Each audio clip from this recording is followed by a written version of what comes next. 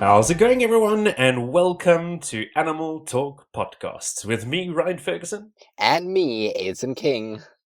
Hey Ryan, how are you? I am doing well. Thank you very much. How are you?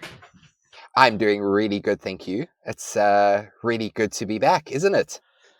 I can tell you one thing, it's been a while, and I'm excited to be back doing episodes on Animal Talk Podcast. It has been way too long. It has been way too long, but it's given us some time to also think about some new topics, to meet some new guests that we could possibly have on the podcast as well. So it might have been sad to not hear from us, but don't worry, it was all for a good cause. Yeah, and it's given us a little bit of a break as well for ourselves, just to kind of pull ourselves towards ourselves. Definitely. And I know our last podcast, we were still chatting to Dave and Margaret from Wild Welfare, and both Ryan and I got to attend a wonderful and really incredible workshop at Johannesburg Zoo. So we've got so much to also talk about there, so we can maybe reserve that for a future podcast. There's lots of topics we can bring to the podcast. But maybe for now, Ryan, do you want to maybe tell our listeners what we're going to be chatting about today? Dum dum dum! We are going to be talking about record keeping. Oh, really? I think I know it's your I think I favorite. got the wrong topic here. And you're out. Oh, No, record keeping is amazing. It's really important, and not all of us enjoy it, like some of us here. But I thoroughly enjoy record keeping. It's one of my favorite things to do, and yeah, it's really important for our facilities and for our animals. yeah, indeed. I'm just joking. I record keeping for me isn't that bad, but I think it's also what we're hopefully going to be chatting about today is just how important it is, and how this topic came about is Ryan and I were looking for something to chat about, and we both have been speaking about record keeping for a while. And we weren't too sure what to bring forward. And I think what we both agreed on was, a lot of the time, especially when you're working with animals, it just feels like you don't have enough time in your day. I know I always joke with my colleagues that I wish the day could just continue on into the night because there's so much I want to do, but you don't always end up getting around to doing it. So what we thought we could do is also maybe have a few suggestions on what you can do for record keeping under limited time as well. 100%. Yeah, very important. And yeah, let's go through how about let's go through about how important record keeping is first. Definitely. So for me, when I think about record keeping, the first thing I think about in terms of records is behavioral records and feeding records. And why those would be so important is because obviously you want to know what your animals are eating, how often they're eating it, and for instance, with any animal, how much they're consuming, and if they are consuming any food, is obviously a really good indication on how well they're doing. For my case, in the aquarium, so eating is a really good indicator on how an animal's health is. And when that eating fluctuates and starts to decrease, you know that there's something going on with that animal. So by having really good records of how your animals are eating, is a really good, foundation to have to base their well-being and their day-to-day care on. And then if you think about behavior as well, that also sometimes, I know for me, a lot of the behavior that we observe is often during those feeding times, because that might be one of the times that the animals come really close to us and we can interact with them and we can see them really up close. And keeping those behavioral records is also really important, seeing how the animals spend their time. What do they do at different parts in their day? Where do they spend a lot of their time in different parts of the exhibit? And if you don't have those records, it becomes really tricky to start predicting different behaviors, or if you seeing a behavior you maybe haven't seen before, you might think it's stereotypical. But if you go back and you have good records, you might see that it's something that they've been actually doing for quite a long time and you haven't picked up on. So records for me in that sense are really, really important. And yeah, I don't know, what do you want to add, Ryan? Yeah, I have a few things to add to that. Those are all really important. I love the food records and behavior records, but to add a little bit onto it, for if you're doing animal training, whether it's birds or mammals, for us, very important is the amount of food that you're feeding, so the weight of the food, and the portions of food, how much of those portions of the types of food. So when you're offering varieties of food, you can also mark down like what the animal is liking more, which helps you for positive reinforcement using higher reinforcers. And the other thing is weighing the animals. Knowing what the weight is of each animal, each bird, will help you understand its behavior going forward. So when you're working with birds, as we all know, they're very lightweight to enable them to fly. But when you're trying to get them to work in a situation where they've got to show natural behavior, you want them to be able to understand that they've got to work for that piece of food. So they've got to be in a way kind of going, I want that. So you've got to know exactly how much to feed and how, well, exactly how reinforcing that food is. So that's all really important. The other thing that I want to mention is we're not all in our facilities forever. And you made a good point where you can go back and check behavior if you noticed a stereotypic, what you think might be stereotypic behavior, and you can go back and check if it's been documented before. Some of us may leave the facilities and other people take over from us. And it's so important for them to be able to look at our records and be able to pull exactly what you were saying, something out and go, oh, well, 3 years ago, they actually picked up that this happened before and it was because of this. So that's how really, really important record keeping is for pretty much animal welfare plays a very big part in that as well. Yeah, I love what you said there, especially like you mentioned.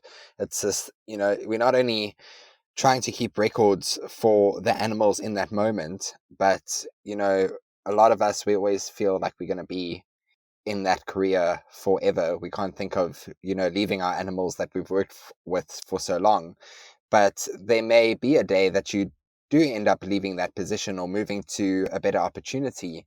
And in that moment, it's really good to have all those records for, as Ryan said, when you need to hand over to the next person, they've got a really good amount of records that they can go back on. And it's again just setting that animal up for success in the terms of their future care, which is, yeah, I think that was really, really important to mention.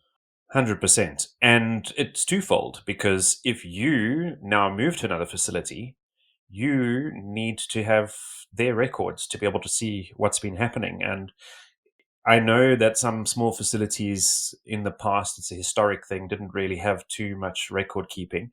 And that was a problem. And I worked at a facility where there was no record keeping. It was just a small file with a couple of things in. Most of the stuff was lost or damaged. And there was nothing to go on. You didn't know what had happened in the past, what foods the animals were getting, how they were treating them, what happened with medical stuff. That's also one of the important things of record keeping is the medical side. But there was nothing. So setting up that was really important. But it's so difficult when going into a facility and not having any records to work off of. You're sort of starting from scratch and having to learn everything all over again. So if they had records, it's so much easier to move forward and work quicker to be able to find and resolve problems when you're working with the animals. Definitely. And I think you've brought up a really good topic. And it's a situation that I found myself in a few months ago as well, was, quite often we are really good at procrastinating because you might be in a situation where there aren't any records. There hasn't been something set up, and it's very easy to sit back and think, you know what, I just need to formulate this table that I can use to collect data, and I want to first set up a proper Excel spreadsheet. And then by the time you get to filling in those spreadsheets, it's already been 2 months. So when you are in a situation and there isn't any, records, I think it's really important to just, face it head on and just start somewhere. And it might not mean that you're recording, food weights and behavior and enrichment, but pick one thing that you think is quite critical, like it might be, for example, food weights, when you're feeding the animals, and just start there. And already by doing that every single time you feed the animals, you're already building a library of data, which is really, really important. Another challenge that I'm finding at the moment with our stingrays is that we've got quite a large amount of stingrays in the exhibit, and we always have different staff working with those animals. So now it's become quite a challenge because we want to know how much each individual is eating. But while you're underwater and you're trying to feed the individuals, you have to tell the stingrays apart. You have to try combat the fish that are trying to steal your food as well. And if all the food's together, of course, you can have a start weight on that, but you can't have an end weight because you've given it to 5 different stingrays. So situations can be tricky. And in those situations, also, just bring your colleagues into it. Bring your colleagues in from other facilities. They might have faced a similar issue. And hopefully you can find a solution. Yeah, that's interesting. I don't know how you deal with having a whole lot of fish trying to almost attack you for stingray food. I'm just You picturing it. literally just get ambushed. Yeah. Surrounded by water and fish trying to eat your food, and you're like, no, this is not for you, and this is for a stingray. But they're all like, me, me, me. No, sorry. That reminds me of a lorikeet, Avery. I just see like a whole lot of lorikeets like dive bombing you for their nectar. I picture that. There's just no personal No, space. no, definitely not. Another thing I can mention, especially, working with the penguins a few years back, is obviously with our penguin colony, all our penguins have names. We can tell them all apart. And every single time we feed the penguins, we're recording how much fish each penguin is eating. So it's actually a really nice data set that we have because they've done this since the birds arrived at the facility. And from that, especially, on your daily feeds, you can quickly pinpoint who hasn't eaten that particular day. And that might be because maybe they're spending more time in the nest, or maybe they're not feeling like they want to come down and feed at the feeding station. So that for me was really amazing records that we could look at. Just by a quick glance looking at it, you can quickly pick up on, who might also be going into a molt, because naturally they'll start picking up on their eating. They'll eat more because they're preparing to go into that catastrophic molt. So for me, just talking from that side, that was a really amazing thing and tool that we could use to predict what the penguins were going through on a daily basis. Yeah, I love that. You're speaking my language now because we're talking about birds, so I'm quite excited. But that's exactly what I was thinking while you were talking, is that the idea behind going back and checking helps you understand seasonal changes. Birds specifically go through a lot of seasonal changes. You mentioned about molting. I picked up on birds over a certain period of time, over a year or two, a change in behavior and a change in what foods they were taking and what foods they were leaving, depending on when they were going to start nesting and breeding. And that was an indication. And it didn't mean it was by month. So it meant when they were ready, which was really interesting. So it would depend on the Yeah. season. Not like, okay, we're expecting them to start to breed in September or expecting them to start to breed in November. It would change all the time purely because it just depended on the natural environment and how they felt at that time, if there was enough rains or the temperatures were correct. But you could immediately see the change in behavior and what foods they were taking, which I found which was really interesting. That is really interesting. Yeah. You can use, record keeping. You can do, there's just so much. I was also thinking now, another good thing to record is what enrichment you're doing with your animals, because it is sometimes, really difficult with all the stuff that goes on in your day to remember what enrichment you've done in the last week, and also what type of enrichment you've been offering, because you might be offering enrichment on quite a scheduled kind of roster where it actually stops becoming enriching, because the animals know every Tuesday they're getting a puzzle feeder, and every Thursday they're getting a feeder ball. So by having records of your enrichment that you're providing is also really important to make sure that you're not sticking to the same thing over and over, but then also keeping records of the behavioral interactions that those animals are having with the enrichment to see if that enrichment is actually working. I know quite often we get really stuck in this way of providing something that's actually quite fun for us to either create or, put together, and then we, in my case, we put it in exhibits, and the fish kind of aren't really interested in it, and then we try it again and they're not interested in it, and then we kind of just get into a way of maybe leaving it there, and it's actually, there's no benefit to having that device, because through observations and keeping record, we can see that that particular device isn't something that they are actually interested in interacting with. Yeah, record keeping when it comes to enrichments is very helpful because a lot of the time we forget what we've used or haven't documented everything that we've used.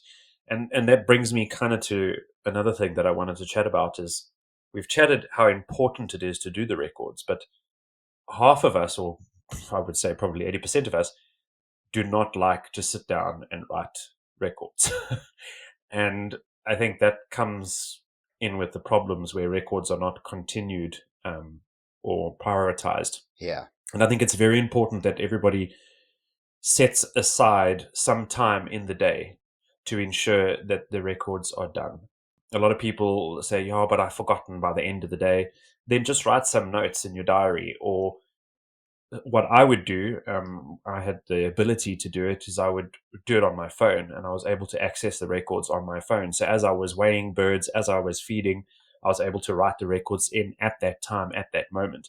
But some people don't have that ability, or have an iPad or a tablet to help you with that. But not all of us have that ability. But I think trying to make it a little bit easier for yourself, knowing how important the records are, set yourself some time to do those records because they're so important, and they're going to help in the longevity of the facility and the animals within that facility. Definitely. And I know, it can be really tricky.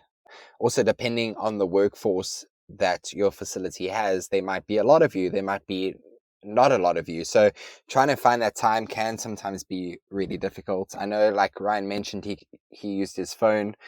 Something that I do is I use the notes tool on my phone, the notes app, and I just log stuff in there. It does become a little bit painful if you haven't, my notes don't necessarily sync to, the work computers. So it can be a little bit painful sitting and then taking those notes and transferring it over to your Excel spreadsheet or whatever you're using. So the key there is just don't let it build up too often. So maybe, twice a week I can sit down, take all the data that I have that I've captured on my phone, and then move it over to the Excel spreadsheet that I use. That just, then you can either store it on your phone or you clear it, and just make sure you always have backups as well.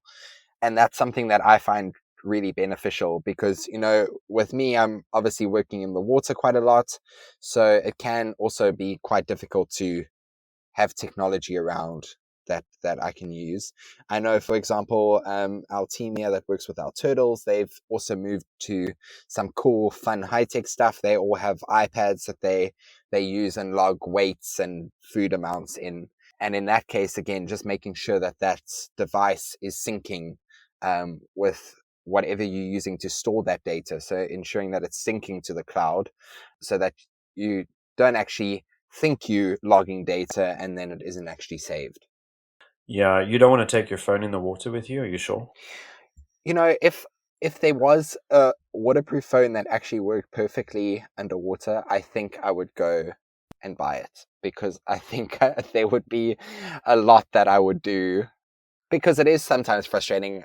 I mean, there's parts of, especially the large exhibits, that you can't always see from the public side, from the viewing panels. So when you're in there, in your wetsuit with scuba, there's really interesting, amazing things that happen, especially with behavior, that I get to see during the dives that unfortunately I can't necessarily capture.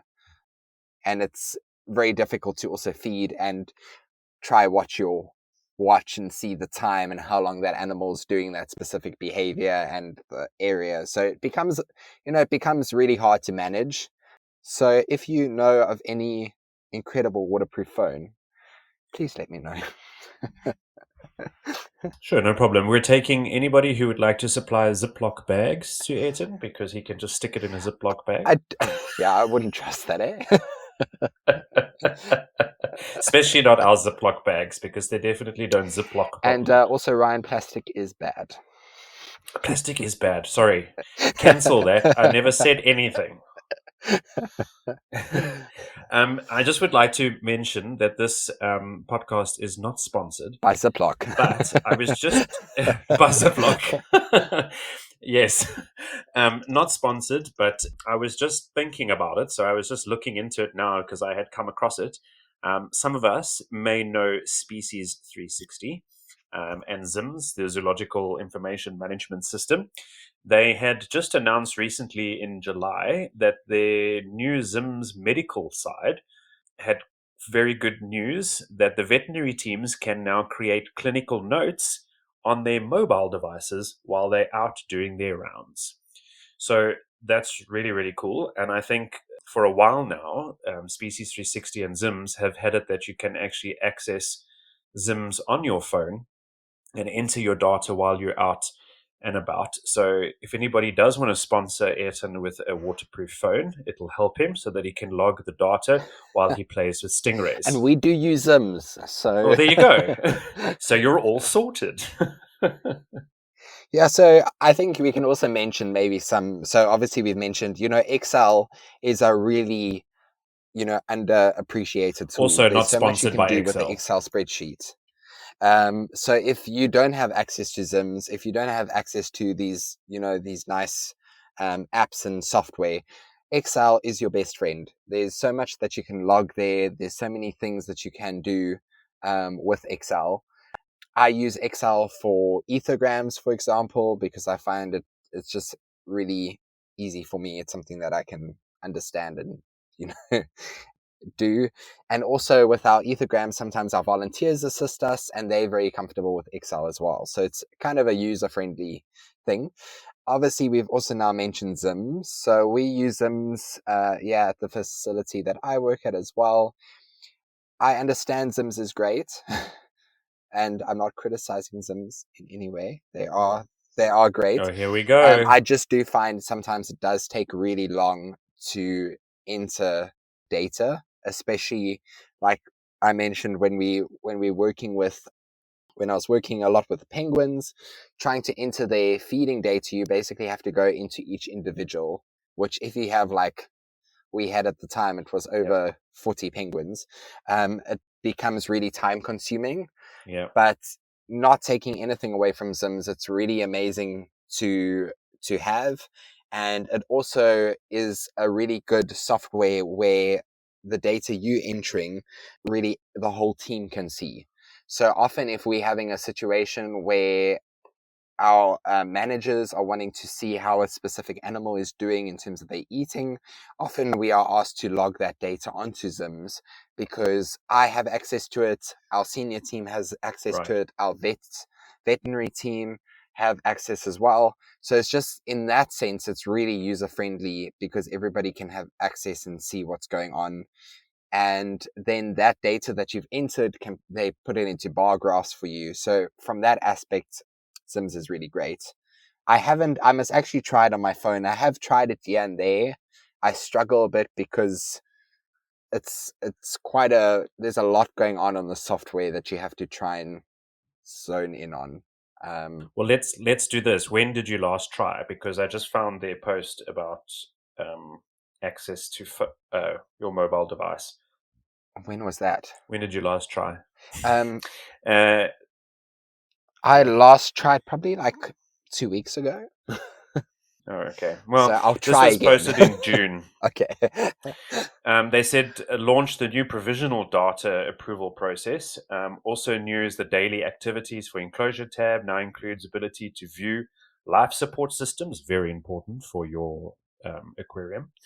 Life support systems and component notes. These make it easier to track, manage critical life support updates alongside with enclosure information, and more record types will be added in the future. So they are adding a lot more to it and they're making it a little bit more user friendly. I think they're noticing that more and more of us are trying to use the system more easily when you're out and about, rather than doing whatever you need to And do and then then logging, having to yeah. remember what you Yeah. just did and then go and sit in front of the computer and log everything, which can be quite frustrating.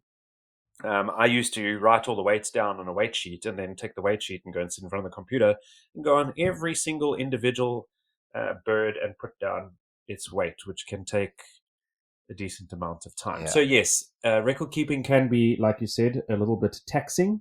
They do have entities on there that take time.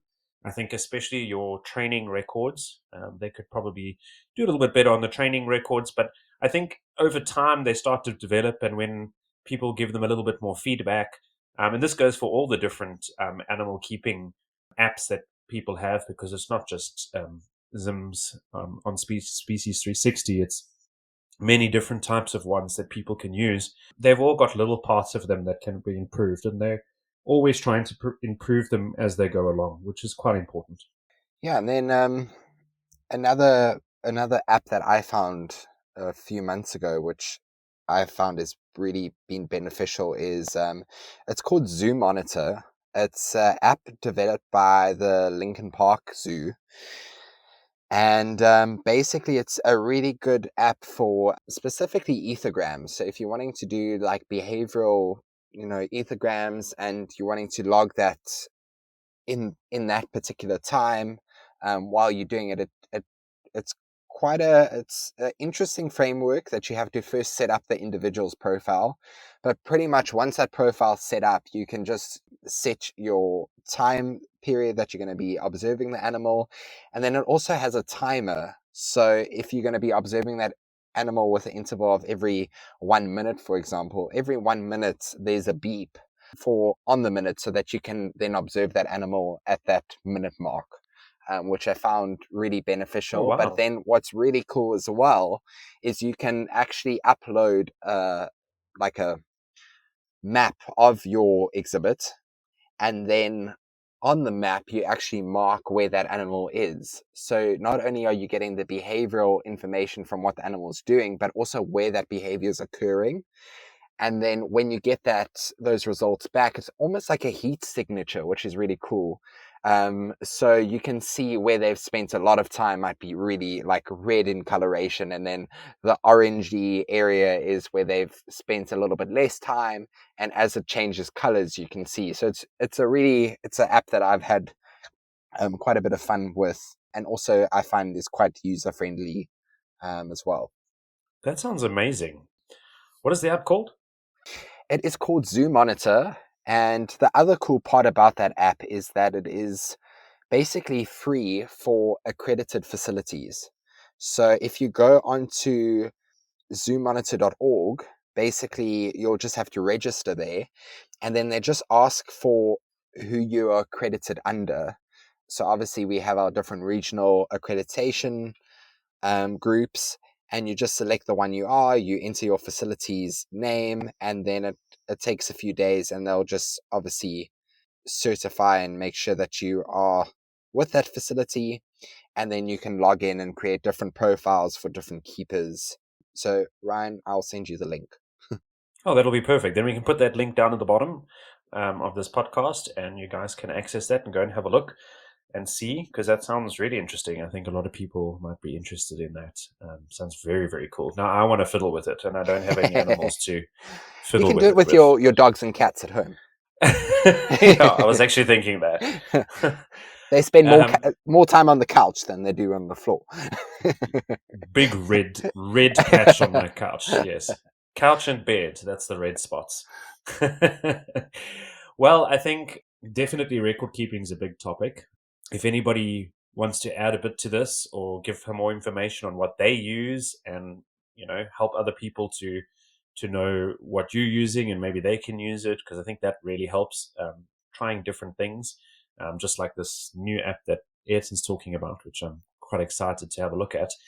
I think it's really important to share that information. So if you do have that information, please feel free to comment, especially if you're on YouTube and you're listening to this on YouTube. Please like, comment, share. Let us know what you think. This all really does help us get all the information out to everybody all over the world, which I think is really, really, really important. Yeah, definitely. It's only a lot of the time it's through word of mouth that people hear about different types of software or apps that they're using.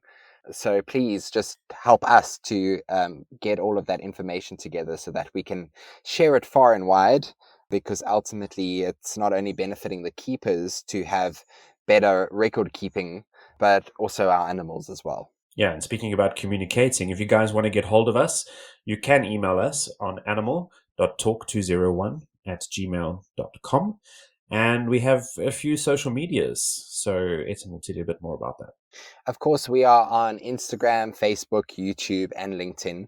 Our handle is Animal Talk Podcast _ZA. So go and find us on Instagram, LinkedIn, Facebook, and YouTube. And please go and like our pages, subscribe, share them, so that we can, get out there and reach as many keepers and animal lovers as possible. Yeah, and our podcast is available on all podcast platforms. So wherever you listen to your podcast, you will find Animal Talk Podcast. And it's really nice to hear from you guys. So please, please, please let us know what you think. And if you have any ideas about other topics or things that you would like to hear us talk about, or maybe somebody you would like us to try and see if we can chat to, please let us know. We'd love to hear from you. We also like to know how you guys feel about the topics that we have discussed and how you feel about our podcast and how it's moving forward. And again, we're really excited to be back. I want to know I am. Yeah, just let us know. Me too. Yay. Well, thanks very much, everyone, for listening. And remember, animals are our passion. Thanks, everybody, for tuning in. We've really missed chatting to one another and chatting to all of you and bringing you guys different topics to listen and, learn about. And just remember that our quality of care is their quality of life. Thanks, everybody. Bye. Bye-bye.